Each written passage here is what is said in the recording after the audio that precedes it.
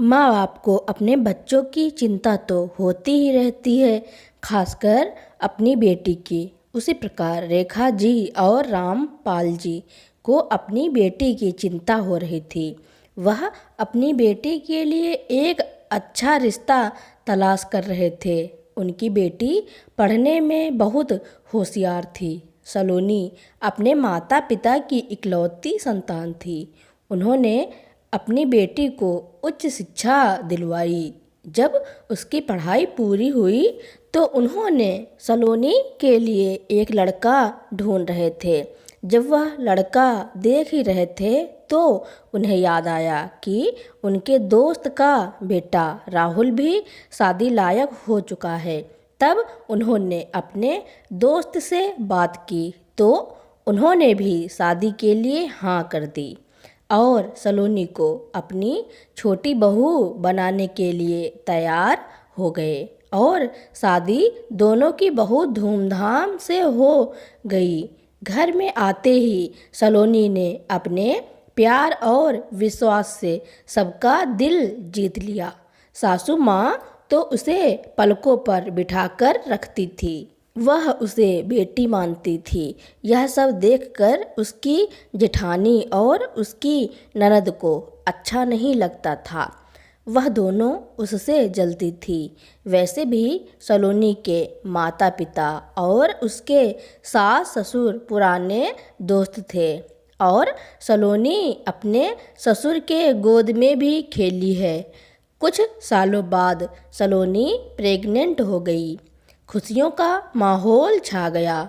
जिस दिन उन्हें पता चला कि वह दादी बनने वाली हैं तो वह खुशी से फूले नहीं समा रही थी। ना जाने 1 महीने के अंदर कितने सपने सजो लिए थे। उन्होंने अपने होने वाले पोता पोती के लिए नई नई चीज़ें बनानी शुरू भी कर दी थी और सलोनी का तो वह इतना ख्याल रखती थी कि कभी उसके सिर में तेल मालिश करती तो कभी कुछ न कुछ उसके लिए बनाती और अपने हाथों से खिलाती। मानो 1 महीने के अंदर पूरा घर खुशियों से झूम उठा था। वक्त बीता। सलोनी का भी यह 9वां महीना चल रहा था। कमला जी तो अपनी बेटी से भी ज़्यादा प्यार करती थी सलोनी को। इसी कारण पूजा हमेशा उससे जलती रहती थी, उसे उल्टा सीधा कहती रहती। सब कुछ अच्छा चल रहा था कि एक दिन कमला जी किसी काम के लिए बाजार गई हुई थी। तभी तेज चलती आ रही एक ट्रक ने टक्कर मार दी और मौके पर ही उनकी मौत हो गई। वह हमेशा के लिए इस दुनिया को छोड़कर चली गईं। दयाशंकर जी को सलोनी के जेठ ने किसी काम से अपने पास बुला लिया तो वह वहाँ पर थे, इसलिए उसको अब ज़्यादा देख रेख की ज़रूरत थी और राहुल एक ज़रूरी केस के सिलसिले से दिल्ली गया हुआ था। इसलिए बस पूजा ही सलोनी की देख रेख के लिए घर पर थी। सलोनी को रात से बड़ी बेचैनी हो रही थी। बार बार दर्द बढ़ने के कारण वह दर्द से कराह उठी थी। राहुल भी कल से घर पर नहीं थे क्योंकि उन्हें एक केस के सिलसिले में दिल्ली जाना था। इसलिए सलोनी उसे फ़ोन करके परेशान भी नहीं करना चाहती थी। सुबह के 9 बज चुके थे लेकिन किसी ने भी एक बार नहीं पूछा कि उसकी तबीयत कैसी है और कोई पूछेगा भी कौन। परिवार के नाम पर ननद ही उसकी देख रेख करने के लिए बड़ी मुश्किलों से यहाँ आई है। उसी को राहुल सलोनी की सारी जिम्मेदारी देकर गया था। सलोनी धीरे धीरे बिस्तर से उठी और किचन में जाकर अपने लिए चाय बनाने लगी, पर बार बार दर्द बढ़ने के कारण वह हॉल में पड़ी आरामदायक कुर्सी पर सिर टिकाकर बैठ गई। तभी पूजा जम्हाई लेते हुए आई और सलोनी का हाथ पकड़कर कुर्सी से झटके से उठाते हुए बोली, भाभी जब देखो तब आराम ही करती रहती हो, चलिए जल्दी से चाय बना दीजिए और मेरी बेटी के लिए दलिया बना देना। सलोनी बोली, दीदी अगर यह सब मैं कर सकती तो आपको फिर क्यों यहाँ बुलाती। पूजा चिल्लाते हुए बोली, अरे यहाँ आपके लिए आई हूँ तो क्या आपकी फुल टाइम नौकरानी बन गई हूँ। आप ही अनोखा बच्चा पैदा तो नहीं कर रही। सलोनी बोली, दीदी ऐसी बात नहीं है, पर आज बहुत बेचैनी हो रही है, बार बार तेज़ दर्द हो रहा है, तो क्या आप एक बार डॉक्टर को बुला देंगी। पूजा बोली, इस टाइम पर ऐसा होता ही है, और क्या मैं आपको बार बार लेकर अस्पताल में डॉक्टर के पास ही बैठी रहूं। जाइए अब चाय बनाकर लाइए। ननद की बातें सुनकर सलोनी की आंखें भर आईं। ऊपर से दर्द की चुभन से वह बार बार परेशान हो रही थी। सलोनी ने अपने आंसू पोंछे और चाय बनाने के लिए जाने लगी तो अचानक उसकी नज़र ननद की बेटी सोनी पर पड़ी, जो सीढ़ियों से बस गिरने ही वाली थी। सलोनी ने तेज़ कदमों से सोनी को रोकने की कोशिश की, पर तब तक वह 2 सीढ़ियों से लुढ़क गई और तेज़ आवाज़ में रोने लगी। सलोनी अपने दर्द को भूलकर उसे सीने से लगाकर चुप कराने लगी कि तभी अपनी बेटी की रोने की आवाज़ सुनकर पूजा दौड़ती हुई आई और सलोनी के हाथ से अपनी बेटी को छीनकर 2 तमाचे सलोनी के गाल पर जड़ दिए और बोली, कमीनी तेरी औलाद होने वाली है तो मेरी बेटी को मारना चाहती है।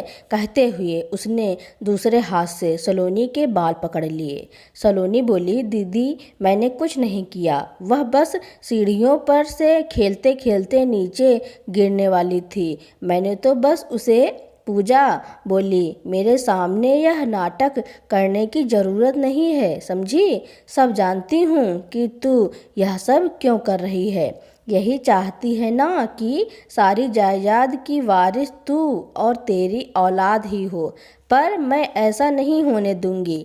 ले आज मैं तेरा सारा दर्द ही खत्म कर देती हूँ।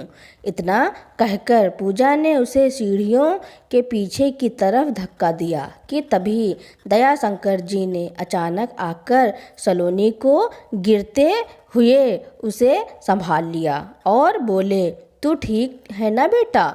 ससुर के सामने देखकर सलोनी की आंखें भर आईं। दयाशंकर जी ने खींचकर 2 तमाचे बेटी के गाल पर जड़ दिए। तेरी हिम्मत कैसे हुई मेरी गैर मौजूदगी में बहू के साथ ऐसा करने की। वह तो अच्छा हुआ धीरज ने मुझे टाइम पर वापस भेज दिया, वरना आज तेरे कारण बहुत बड़ा अनर्थ हो जाता। वह पापा आप गलत सोच रहे हैं। पूजा सकपकाते हुए बोली, खबरदार अगर झूठ बोलने की कोशिश की तो अभी के अभी अपना सामान बांधो और निकल जा मेरे घर से। आज से तुम्हारा और हमारा कोई रिश्ता नहीं। अरे जिस भाभी ने तुम्हारा हमेशा साथ दिया, यहाँ तक कि जब तुम बुरी तरह से बीमार पड़ गई थी और तुम्हारे ससुराल वालों ने तुम्हें यह कहकर मायके छोड़ दिया था कि जब ठीक हो जाओगी तभी ससुराल आना, क्योंकि उनमें से कोई भी तुम्हारी देख रेख करने को तैयार नहीं था, तो इसी ने आगे बढ़कर तुम्हारी 2 महीने तक सेवा की और साथ में तुम्हारी छोटी सी बच्ची को भी संभाला और दिन रात एक कर दिया तुम्हें स्वस्थ करने के लिए। और आज जब उसके नाजुक वक्त में उसे तुम्हारी ज़रूरत पड़ी तो तुम उसके साथ इतना बड़ा अनर्थ करने जा रही थी। अरे ऐसा तो कोई किसी दुश्मन के साथ भी नहीं करता। पूजा बोली, अरे इसने मेरे लिए किया तो कौन सा बड़ा काम कर दिया। बहू है इस घर की, उसका फर्ज है सास ननद की सेवा करने का, इसलिए तो इस गरीब को हम अपने घर की बहू बनाकर लाए थे, वरना क्या ज़रूरत थी भिखारी के घर की बेटी को अपनी बहू बनाने की। दयाशंकर जी ने एक और झापड़ बेटी के गाल पर लगाया और बोले, आज तुमने बेशर्मी की सारी हदें पार कर दी हैं। अभी अपना सामान बांधो और निकलो यहाँ से। आज से मायके का दरवाज़ा तेरे लिए हमेशा के लिए बंद। इतना कहकर दयाशंकर जी दौड़कर पास के डॉक्टर को बुलाकर लाए और बहू को दिखाया तो सब कुछ ठीक ठाक, बस एसिडिटी की वजह से बार बार उसे दर्द हो रहा था। दयाशंकर जी बोले, बेटा तू चिंता मत कर, मैं हूँ ना तेरे साथ। अरे तेरी सास इस दुनिया में नहीं रही तो क्या हुआ, मैं सास के भी सारे फर्ज निभाऊंगा। और अब तो कल राहुल भी आने वाला है, तू आराम कर, आज मैं तेरे लिए चाय बनाता हूँ। सलोनी बोली, पापा जी आप चाय बनाएंगे? दयाशंकर जी बोले, क्या मैं चाय नहीं बना सकता? अरे बेटा तू अब देखती जा अपने इस पापा जी के हाथों का कमाल, कैसे अब तुझे नई नई चीज़ों को बनाकर खिलाता हूँ। सलोनी हैरानी से बोली, पर पापा जी आपने तो कभी गैस भी अपने हाथ से जलाई तक नहीं, तो फिर आप यह सब कैसे करेंगे? आप बैठिए, मैं धीरे धीरे जाकर आपके लिए चाय बनाने की कोशिश करती हूँ। दयाशंकर जी बोले, खबरदार अगर मेरे बिना इजाज़त के एक कदम भी बिस्तर से ज़मीन पर रखा तो। और मैंने बचपन में बहुत खाना बनाया है। सलोनी बोली, क्या सच में पापा जी? पर क्यों, कब? बेटा मजबूरी सब कुछ सिखा देती है। पिताजी के जाने के बाद माँ भी अक्सर बीमार रहने लगी थी और बिस्तर पकड़ ली थी, तो घर के काम के साथ साथ रात दिन मेहनत करता, पर माँ भी जल्दी साथ छोड़कर चली गई। खुद ही खाना बनाना पड़ता था। हाँ वह बात अलग है जब से कमला जी और तुमने इस घर में कदम रखा था तो मुझे इन चीज़ों की ज़रूरत नहीं पड़ी। कहते कहते दयाशंकर जी की आंखें नम हो गईं। उन्होंने अपने आंसू पोंछे और चाय बनाने के लिए चले गए। ससुर में आज अपने पिता की छवि देखकर सलोनी की आंखें भर आई थी। सलोनी को ससुराल में बहुत प्यार मिला। जेठानी तो पहले ही सास ससुर की सेवा से बचकर पति के साथ अलग रहने लगी थी, इसलिए सलोनी ने आते ही ससुराल की सारी जिम्मेदारी संभाल लिया था, जिस कारण वह बहुत जल्दी सबकी चहेती भी बन गई थी। कमला जी तो अपनी बेटी से भी ज़्यादा प्यार करती थी सलोनी को, इसी कारण पूजा हमेशा उससे जलती रहती थी और उसे उल्टा सीधा कहती रहती। सब कुछ अच्छा चल रहा था। एक दिन कमला जी किसी काम के लिए बाजार गई हुई थी, तभी तेज चलती आ रही एक ट्रक ने टक्कर मार दी और मौके पर ही उनकी मौत हो गई। वह हमेशा के लिए इस दुनिया को छोड़कर चली गई। एक तरफ दयाशंकर जी ने अपनी जीवन संगिनी को खोया था, तो दूसरी तरफ सलोनी भी माँ समान सास को खोने का दुख बर्दाश्त नहीं कर पा रही थी। कमला जी उस वक्त सलोनी का साथ छोड़कर चली गई थी जब उसे उनकी सबसे ज़्यादा ज़रूरत थी। जिस दिन उन्हें पता चला था कि वह दादी बनने वाली हैं, तो वह खुशी से फूले नहीं समा रही थी। न जाने 1 महीने के अंदर कितने सपने सजो लिए थे उन्होंने अपने होने वाले पोता पोती के लिए। नई नई चीज़ें बनानी शुरू भी कर दी थी और सलोनी का तो वह इतना ख्याल रखती थी कि कभी उसके लिए नए नए पकवान बनाकर खिलाती, मानो 1 महीने के अंदर पूरा घर खुशियों से झूम उठा था। सलोनी का यह 9वां महीना चल रहा था।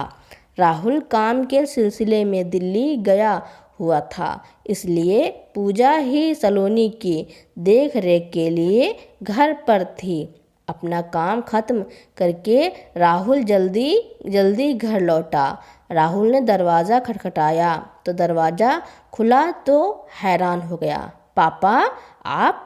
सामने अपने पिता को देखकर वह हैरान रह गया और बोले, अरे बेटा, तुम्हारा ही घर है, बाहर क्यों खड़े हो, अंदर आ जाओ।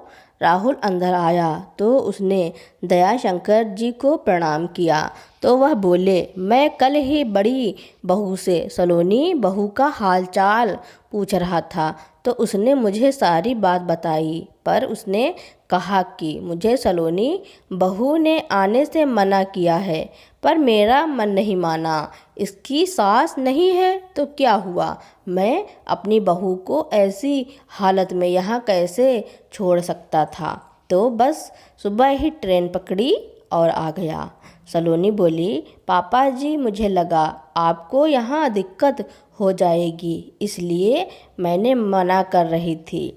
दयाशंकर जी हंसकर बोले, बहू, मैं तुम्हें बचपन से अपने पड़ोस में देखा है।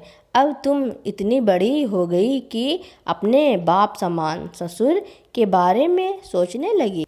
याद है मुझे एक चॉकलेट और आइसक्रीम के लिए अपने पापा और मुझको कितनी दूर दूर तक भेजती थी। दयाशंकर जी हंसने लगे। पापा, आप आ गए तो अब सलोनी अस्पताल में रहेगी तो घर में कोई तो मेरे पास रहेगा।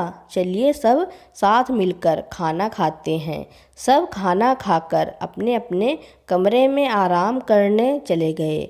अगले दिन 5 बजे रसोई से कुछ आवाज़ आ रही थी। राहुल बोला, सलोनी, आज तो मेड कुछ खास बना रही है, देखो कितनी अच्छी खुशबू आ रही है। पर एक बात समझ में नहीं आई, वैसे तो वह इतनी जल्दी आती नहीं, फिर आज इतनी जल्दी कैसे आ गई। आलस करती हुई सलोनी बोली, मुझसे जो इतने सवाल कर रहे हो, खुद जाकर रसोई में क्यों नहीं देख लेते। राहुल कमरे से बाहर निकला तो देखा डाइनिंग टेबल पर फल काटकर और सलोनी के लिए केसर वाला दूध रखा हुआ था और राहुल का लंच बॉक्स भी तैयार करके रखा हुआ था। अचानक से दया शंकर जी रसोई से बाहर निकले तो राहुल बोला, पापा, यह सब करने की क्या ज़रूरत थी, मैं तो कुछ भी खा लेता हूँ और दोपहर में वहीं ऑफिस की कैंटीन में खा लेता हूँ। आप बेकार में परेशान हो रहे हैं। दयाशंकर जी बोले, बेटा, अपनी माँ के हाथ का खाना तुमने तो खाया ही है, अब बाप के हाथ का खाना चख लो। हाँ, बहू को सास का सुख ज़्यादा तो नहीं मिला, अब मुझे जितना कुछ आता है अपनी बेटे बहू के लिए करने दो। तभी सलोनी अपने कमरे से बाहर निकली तो दयाशंकर जी उसे अपने हाथों का सहारा देते हुए कुर्सी पर बैठाया। सलोनी बोली, पापा जी, यह सब आपने मेरे लिए किया। दयाशंकर जी बोले, हाँ बेटा, और किसके लिए करूँगा। सलोनी ने देखा कि दयाशंकर जी ने स्वादिष्ट और हेल्दी नाश्ता तो बनाया ही है, साथ में घर के छोटे मोटे काम बड़ी उत्साह से कर रहे थे। यहाँ तक कि मेड को भी आदेश दे रहे थे कि काम सफाई से करना है। पापा के इस रूप से राहुल भी बिल्कुल अनजान थे। वह याद करने लगे कि कैसे उसके माता पिता उसके बच्चे की आने की तैयारी कर रहे थे और एक एक्सीडेंट से उसकी माँ की मृत्यु हो गई। माँ की मृत्यु होने से दया शंकर जी को बिल्कुल तोड़ दिया था। वह गुमसुम से अपनी ही दुनिया में रहते थे। कुछ समय बाद तो भैया के पास चले गए और सलोनी राहुल के साथ रहने लगी। सलोनी का मायका तो आना जाना तो बिल्कुल छूट ही गया था, क्योंकि उस वक्त जेठानी भी दूसरे शहर में थी। बस ससुर जी से फ़ोन पर ही हालचाल लेती थी। करीब 8 महीने बाद सलोनी अपने ससुर जी से मिल रही थी, पर आज जो दयाशंकर जी उसके सामने हैं, वह तो माँ और सास की भांति उसका ख्याल रख रहे थे। उसे यकीन नहीं हो पा रहा था कि उसके ससुर ने खुद को कितना बदल दिया है। सलोनी के माता पिता और उसके सास ससुर दोनों पुराने दोस्त थे। अपने ससुर का वही पुराना हंसता मुस्कुराता चेहरा देखकर आज सलोनी को बहुत अच्छा लग रहा था। एक रोज़ धीरज और राहुल आपस में बात करके हंसी मजाक कर रहे थे। मीता को पता चला कि दयाशंकर जी कैसे वहाँ बहू की देखभाल कर रहे हैं। उस पर मीता ताना मारते हुए बोली, अच्छा, यहाँ तो एक कप चाय खुद से नहीं बनाते थे और वहाँ पूरी रसोई संभाले हुए हैं। धीरज ने बात बदल दी और भाई से बात करके फ़ोन रख दिया। 2 दिन बाद नाश्ता करके लंच बॉक्स लेकर दफ्तर चला गया। अचानक दोपहर के करीब 2 बजे सलोनी आवाज़ लगाने लगी, पापा जी, मेरे पेट में बहुत दर्द हो रहा है, राहुल को फ़ोन कर दीजिए, शायद मुझे अस्पताल जाना होगा। दयाशंकर जी ने पहले ही एक झोले में एक थर्मस, ग्लास, सलोनी के कुछ कपड़े और उसके मेडिकल की रिपोर्ट रख ली और वहाँ के अस्पताल और एम्बुलेंस का नंबर अपने फ़ोन में रखा था। उन्होंने तुरंत एम्बुलेंस के लिए फ़ोन किया। बहू को लेकर अस्पताल पहुँचे। डॉक्टर ने जांच करना शुरू किया। फिर दयाशंकर जी ने राहुल को फ़ोन किया कि तुम आराम से आना, यहाँ सब ठीक है। राहुल अस्पताल पहुँचा। डॉक्टर ने कहा, कल सुबह हम सलोनी की सर्जरी करेंगे। अब यहाँ अस्पताल में आपको रुकने की कोई ज़रूरत नहीं है, आप सब जा सकते हैं। तो राहुल के कहने पर दयाशंकर जी घर आ गए। दयाशंकर जी ने घर आते ही अपनी बड़ी बहू को फ़ोन किया और अगले दिन के लिए बहू के ज़रूरत का सामान के बारे में पूछा। तो मीता उन्हें खरी खोटी सुनाने लगी और बोली, औरतों के काम आपको कब से अच्छे लगने लगे? क्या इरादा है? कहीं अपने छोटे बेटे का नौकर तो नहीं बनकर रहना चाहते हैं? अगर ऐसा है तो पहले ही बता दीजिए, लौटकर यहाँ वापस मत आइएगा। दयाशंकर जी बोले, बहू, मैं तो बस तुम्हारी जिम्मेदारी निभा रहा हूँ।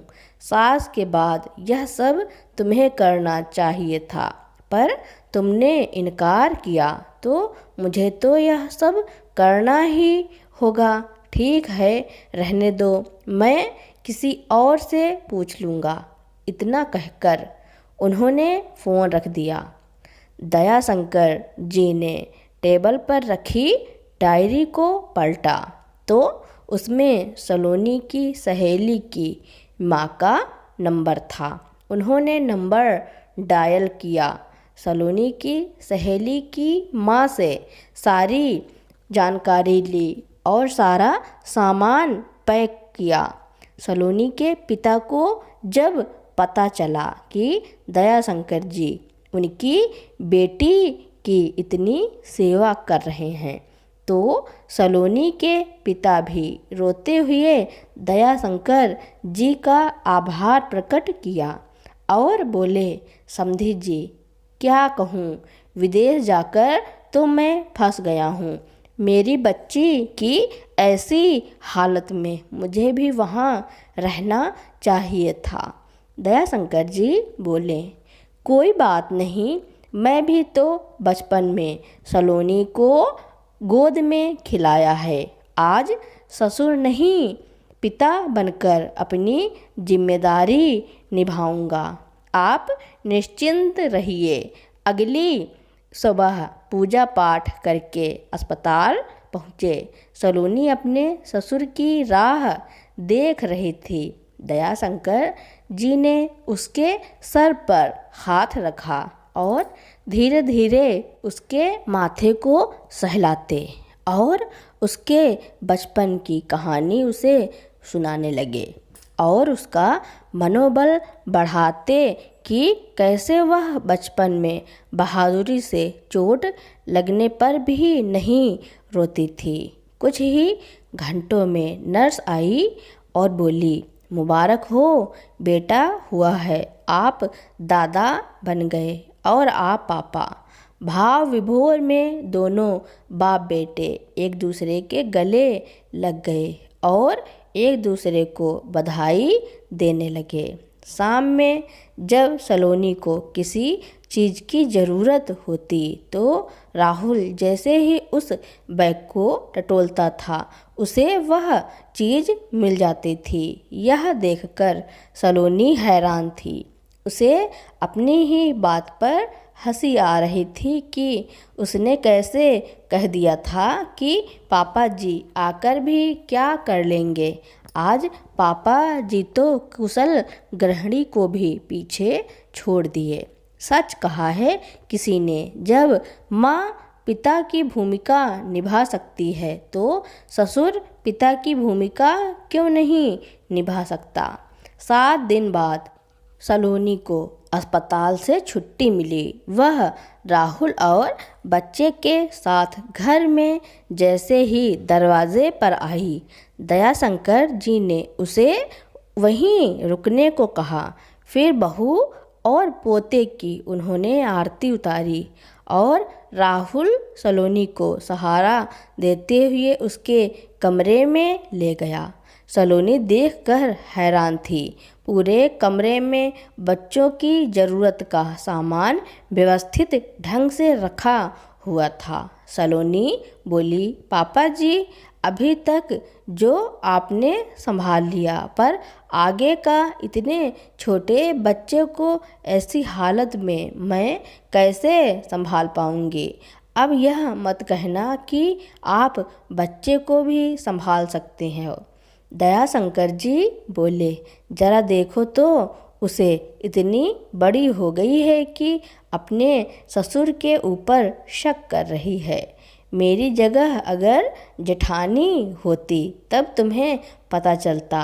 अरे तुम्हें अपने 7 दिन के बेटे की इतनी चिंता है तो क्या मुझे अपनी बहू और पोते की चिंता नहीं होगी। मैं मेड के साथ पीछे की बस्ती में गया था।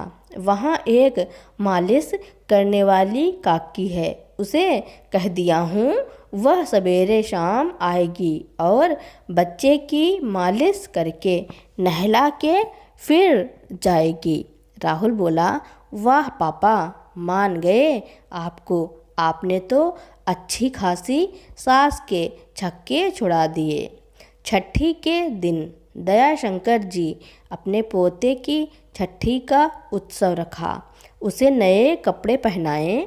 बहू के लिए सुंदर सा ढीला ढाला गाउन उन्होंने ऑनलाइन ऑर्डर किया और अपने पोते के लिए एक अच्छा सा झूला मंगवाया। यह सब देखकर सलोनी की आंखें भर आई और वह बोली, पापा जी अब बस भी करो, अब क्या मुझे रुलाओगे। वह हंसने लगे और बोले, अरे अभी कहाँ, अभी तो तुम्हारे लिए कुछ और बाकी है। यह देखो, मैंने यूट्यूब पर देखकर मेड के साथ तुम्हारे लिए सौंठ का लड्डू बनाया हूँ। इसे रोज़ दोनों टाइम खाना, इससे बच्चे का पेट हमेशा भरा रहेगा। सलोनी लड्डू की खुशबू लेकर बोली, इतना डिफ़िकल्ट लड्डू आपने कैसे बना लिया? आज आपने साबित कर दिया कि आपने मम्मी जी की जगह ले ली है। मुझे लगता है मेरी माँ भी इतना नहीं कर पाती। दयाशंकर जी की आंखें भर आईं और वह बोले, नहीं बेटा, कोई भी बाप माँ की जगह नहीं ले सकता। पर अब यह तो नहीं कहोगी कि पापा जी आकर भी क्या कर लेंगे? दयाशंकर जी की बातें सुनकर राहुल के साथ सलोनी भी हंसने लगी। दयाशंकर जी ने राहुल को इशारा किया तो उसने उसकी पीठ को थपथपाया। ससुर बोले, बहू, अभी तुम्हारे लिए ठहाके लगाना अच्छा नहीं होगा। तुम आराम से बैठो और हाँ, लड्डू के साथ थोड़ा सा काला जीरा भी खा लेना। जानता हूँ तुम्हें अच्छा नहीं लगेगा, क्योंकि तुम्हारी सास को भी अच्छा नहीं लगता था। पर राहुल की दादी तुम्हारी सास को आंखें दिखाकर खिलाती थी। मैं आंखें तो नहीं दिखाऊंगा, पर अपने बच्चे की सेहत के लिए थोड़ा सा ज़रूर खा लेना। सलोनी मुस्कुराते हुए पापा जी के गले लग गई और बोली, आई लव यू पापा जी, आप दुनिया के सबसे अच्छे ससुर और पापा हैं। अगले दिन सब ठीक कर चाय पी रहे थे। सलोनी बोली, पापा जी, आप इतना कुछ कैसे कर लेते हैं? आप तो मेरी उम्मीद से भी परे हैं। दयाशंकर जी बोले, बेटा, इसमें तुम्हारी कोई गलती नहीं है। समाज ने स्त्री पुरुष को दो भागों में बांट दिया है। आज पुरुषों के सभी काम स्त्रियां कर लेती हैं, पर पुरुषों में कहीं न कहीं अहम की भावना आ जाती है और वह सारे काम करना नहीं चाहता, जबकि जो स्त्रियां कर सकती हैं वह पुरुष भी कर सकते हैं। दयाशंकर जी ने देखा, नन्हा बच्चा धीरे धीरे सो गया था। दयाशंकर जी बोले, बेटा, जब बच्चा सोए तभी माँ को अपनी नींद पूरी कर लेनी चाहिए। तुम भी थोड़ी देर सो जाओ। सलोनी धीरे से दयाशंकर जी के पास आकर बोली, पापा जी, मम्मी जी के जाते जाते खुद को आप में समा गई। आप पहले भी मेरे सुपरमैन हुआ करते थे और आज आपने उस बात को सिद्ध कर दिया कि हर पिता अपनी बेटी बहू के लिए सुपरमैन पापा जी ही होते हैं। आज के बाद यह बात मैं क्या कोई बेटी भी कभी नहीं कह पाएगी कि पापा जी आकर भी क्या कर लेंगे। सलोनी मुस्कुराने लगी और दयाशंकर जी ने उसे ढेरों आशीर्वाद दिया। अगले दिन पूजा रोती हुई अपने मायके पहुंची और दयाशंकर जी और सलोनी से गिड़गिड़ाते हुए माफ़ी मांगते हुए बोली, भाभी, मुझे माफ़ कर दीजिए, मुझसे बहुत बड़ी गलती हो गई है। जब उन्हें मेरी हरकत के बारे में पता चला कि मैं आपके साथ कितनी घटिया हरकत की, तो उन्होंने मुझे घर से बाहर निकाल दिया कि जो अपनी भाभी की नहीं हुई तो हमारी क्या होगी।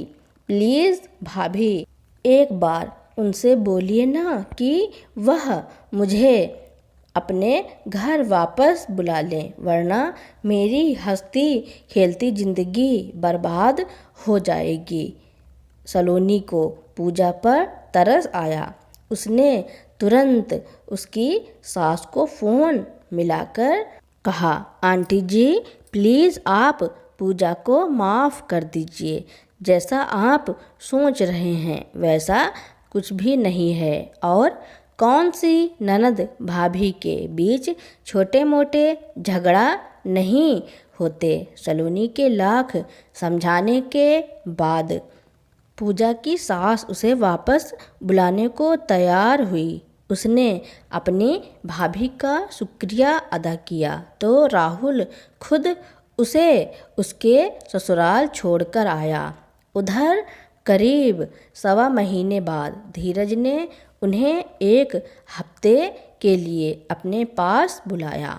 दया शंकर जी जब बेटे बहू से विदा लेने लगे तो सलोनी फूट फूट कर रो रही थी।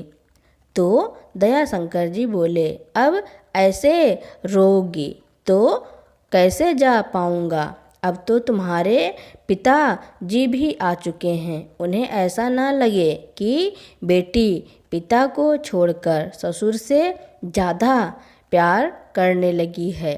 तब तक मैं वापस आ जाऊँगा। अभी 1 हफ्ता भी नहीं हुआ कि सलोनी ने दया शंकर जी को फ़ोन करके वापस बुला लिया।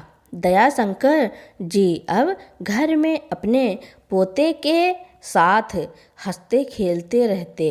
पूरे घर में दादा पोते का हर समय धमा चौकड़ी मचा कर रखते। तो राहुल भी दया शंकर जी को खुश देखकर बहुत खुश होते। तो दोस्तों, इस कहानी के बारे में आपका क्या कहना है और यह कहानी आपको कैसी लगी कमेंट में ज़रूर लिखना। मेरी कहानी सुनने के लिए आपका बहुत बहुत धन्यवाद।